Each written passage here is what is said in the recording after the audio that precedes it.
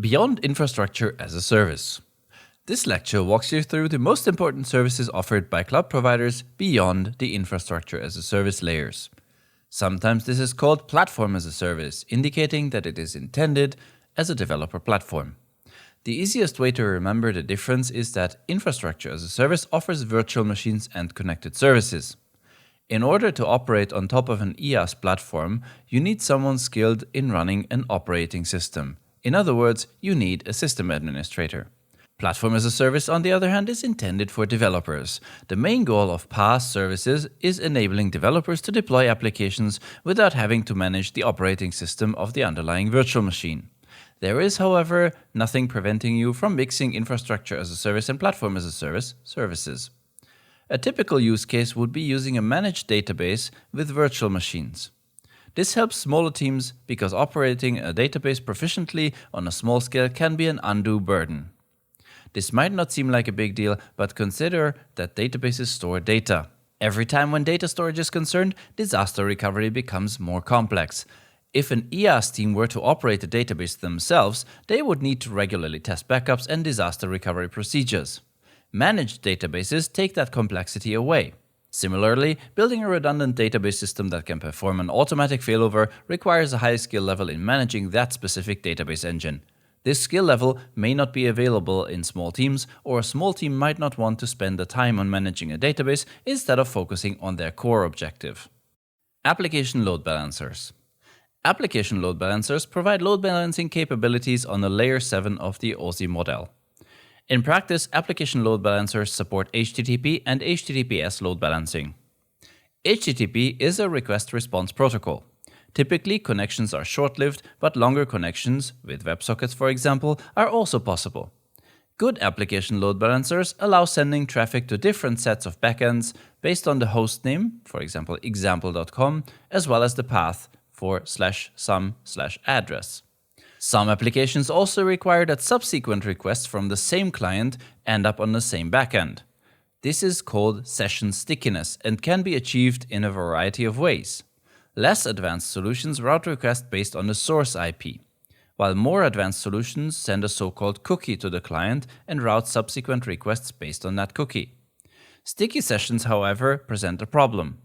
When a backend goes down, the users of that backend will be redistributed to the other backends. In practice, this usually means that users will be logged out. When a cascading fault or a rolling update occurs that takes down multiple backends in rapid succession, users can be subjected to multiple involuntary logouts. This has an adverse effect on user experience, which is why newer so-called cloud-native applications don't use sticky sessions. Instead, cloud-native applications put client-specific data, for example session data, in a database system with redundancy. Sessions themselves have their own race condition problems, but that is not the discussion for this lecture. Content Delivery Networks, or CDNs. While it seems the internet is blazing fast nowadays, delivering content to the other side of the planet is still an issue. As you may know, most of the internet is comprised of fiber optic cabling. Data is transmitted by turning a laser on and off in rapid succession. Let's do a little mental exercise.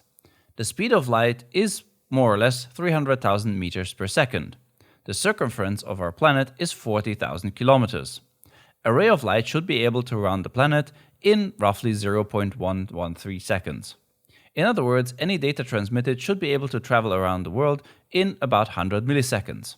Yet, in practice, we see latencies around 300 milliseconds when transferring the data to the other side of the globe. The issue is that light does not go around the corner. Fiber optic cables work by having reflective walls, so the light bounces off the walls repeatedly to reach the end. This multiplies the distance the light has to travel to reach the other side of the planet. This is further compounded by the fact that light can only travel so far in a fiber optic cable. Repeaters and routers in between also need time to process the data.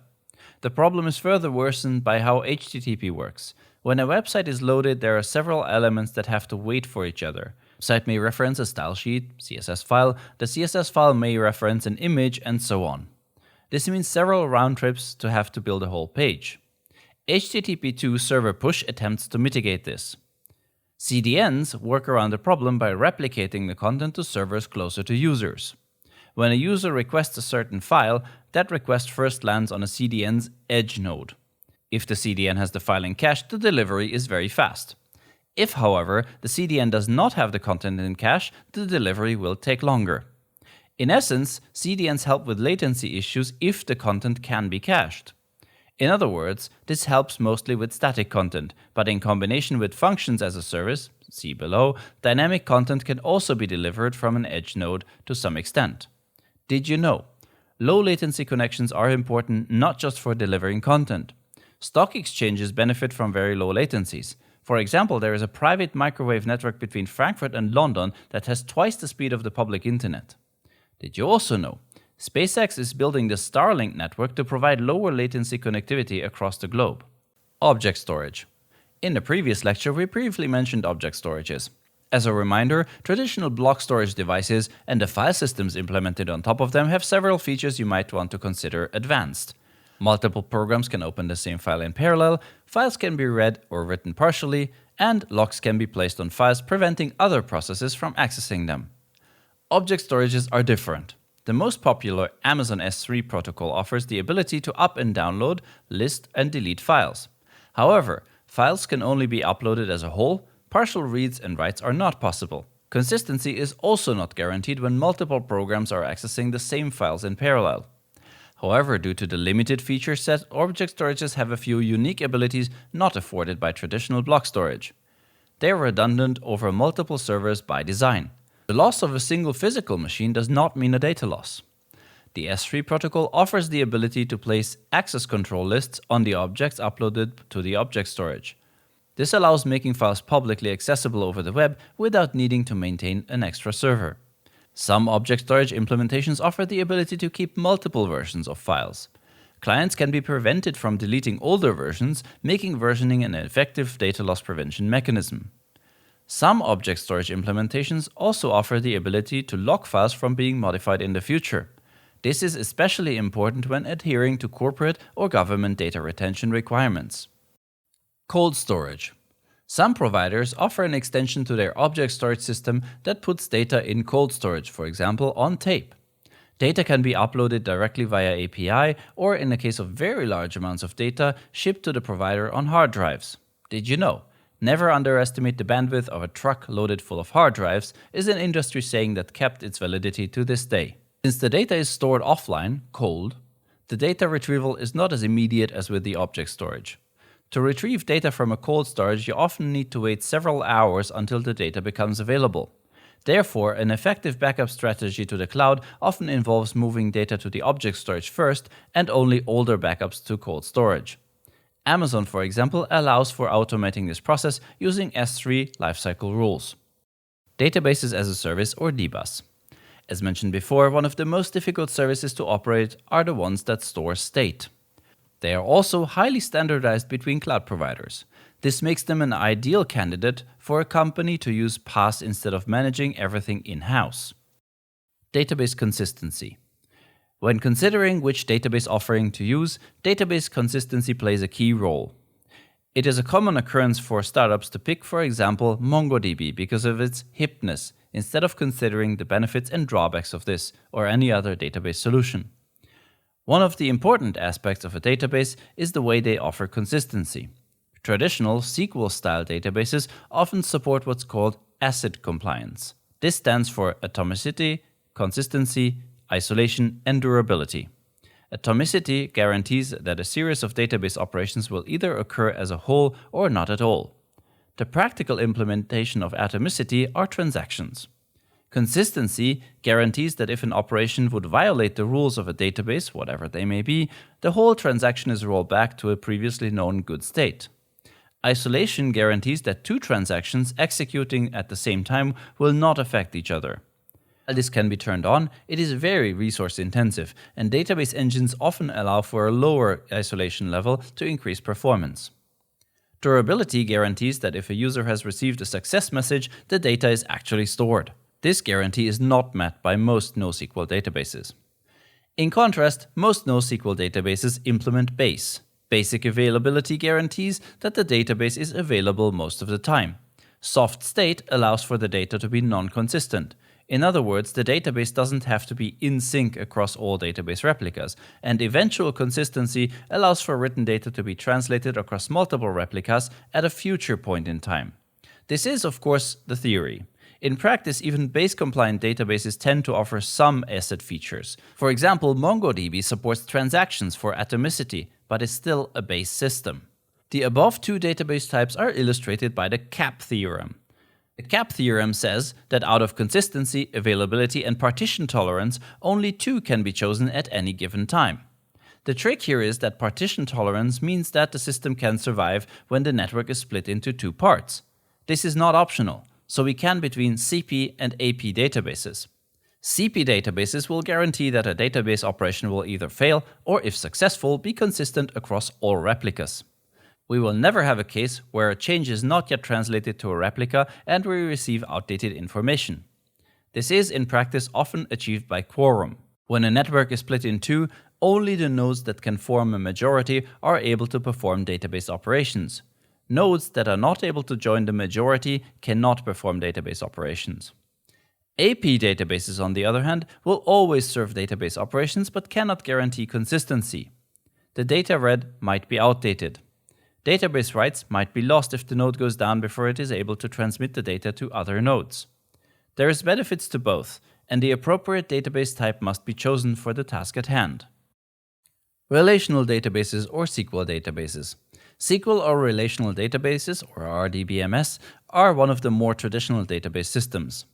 They use predefined tables with fixed columns and data types. Most SQL databases also allow for creating references between tables. These references or foreign keys allow for validation. For example, you could create a database that has an articles and a comments table. Since the comments table could reference the articles table, it would be impossible to create a comment without a valid article ID. While it is easy to make the assumption that RDBMS implement ACID compliance in most cases, it is only true when the database is run on a single node. When using replication, most RDBMS implement asynchronous replication, which puts them partially in the base or AP territory. When using a managed database, make sure your cloud provider supports a replication that suits your consistency needs. Relational databases can be used for a wide variety of use cases, including the storage of large amounts of data. However, RDBMS meet their limits when it comes to structuring data. When a large number of relations are needed, a graph database might be better suited for the task, while the storage of deep structured objects might call for a document database. Popular RDBMS are, for example, Microsoft SQL Server, MySQL, or PostgreSQL. Key value stores. Key value stores are simply databases that store data objects based on a key or a name for the object. The object itself is inherently opaque. The database engine does not know or care how it is structured. In other words, key value stores treat the value part of the object as a binary. Typical key value stores include Memcached and Amazon S3. Document databases. Document databases offer the user the ability to store a structured document, such as a JSON file. Often it also creates indexes over these documents that allow for quick searching. While SQL databases enforce a fixed set of columns, document databases often offer the ability to use fields dynamically. While this may make development easier in the early stages, it also presents some risks. Since the database engine does not validate the field names, it is easier to create a mess in the database with typos, inconsistent changes, etc. It is therefore recommended to create a strict data model in the application layer. Most document databases fall strictly in the base or AP category when it comes to replication. Popular document databases are MongoDB, Elasticsearch, or Amazon DynamoDB. Time series databases. Time series databases are usually used in monitoring systems and store a numeric value associated with a certain timestamp. One of the most famous cloud-native monitoring systems with an integrated time series database is Prometheus. Graph databases. Graph databases are special databases that store relationships of datasets with each other and allow making queries over them. These database types can be used for creating social graphs, interest, etc. A popular graph database option is Neo4j. Functions as a service or Lambdas. Functions as a service or Lambdas are a way to run custom code without having to worry about the runtime environment. These pieces of code are triggered by events, a timer, a message in a message queue, or an incoming HTTP request. To make this easier to understand, let's consider a hypothetical scenario. Let's say you want to have an up-to-date list of IP addresses of all virtual machines you are running. In this case, you have two options. Option 1 is to run a piece of code every few minutes to update the IP list. However, this might not be fast enough, and it may also not scale well with a very large number of machines. So your other option is to use a function as a service function to react to the fact that a new instance has been launched or an instance has been destroyed. This function would be called every time there is a change. In a different scenario, functions as a service would give you the ability to run small amounts of program code on a CDN edge node, giving you the ability for fast dynamic content delivery. One such service is Lambda at Edge by Amazon. However, keep in mind that functions as a service may have limitations in terms of performance. To conserve processing power, the cloud provider will shut down runtime environments not in use, and a restart may take longer than usual. This may, for example, destroy the advantage an edge node Lambda function has in terms of latency for low traffic sites. Containers as a service. Containers are a way to run application in an isolated environment without creating a full virtual machine for them. However, as you might imagine, containers are not magic and cannot automatically move from one physical server to another. This and many other tasks are the job of container orchestrators such as Kubernetes. Since Kubernetes and its alternatives are incredibly complex to operate, many cloud providers take this burden and offer containers as a service to customers. Note that containers are the topic of the next lecture, so we will not cover them in detail here. Stream processing and business intelligence tools. One of the most complex setups to run in an on-premises environment is something nowadays known as a data lake. IT aggregates data from many different databases and allows data scientists to extract valuable information from it. It is not uncommon to see several dozen source databases. What's more, some analyses require close to real-time data processing. The tools usually seen in this setup are HDFS, Apache Spark, Kafka, and several more. The number of source databases and number of tools listed here should tell you how complex such a setup can be. This is one of the reasons why even large traditional corporations are seriously considering moving their data analytics into the cloud. Deployment pipelines. While there are many more services on offer, in the cloud, we'd like to mention a final piece of the puzzle: deployment pipelines. These deployment pipelines allow a DevOps engineer to build an automatic software deployment system with relative ease. Deployment pipelines may start with something simple like a CI/CD system that an engineer can extend with calls to an API, or may include full-on code quality tools, test systems, and a management for the production environment. The general idea is that the code is handled in a version control system such as Git. When the code is pushed into the version control system, an automatic build and deployment process is started. This can involve compiling the source code to automatic tests running. The deployment pipeline then takes care of copying the software to the appropriate environment, such as creating a container and deploying it to a CAS environment, or creating virtual machines with the appropriate code. When the service is offered by a cloud provider that runs on the infrastructure themselves, these are usually tightly integrated, allowing a prospective user to simply point and click to create the whole environment. It is debatable if such an automatically created environment is suitable for production use, but it may give a good starting point to customize the setup from. Typical services on offer are Circle CI, GitHub Actions, and AWS Code Pipeline.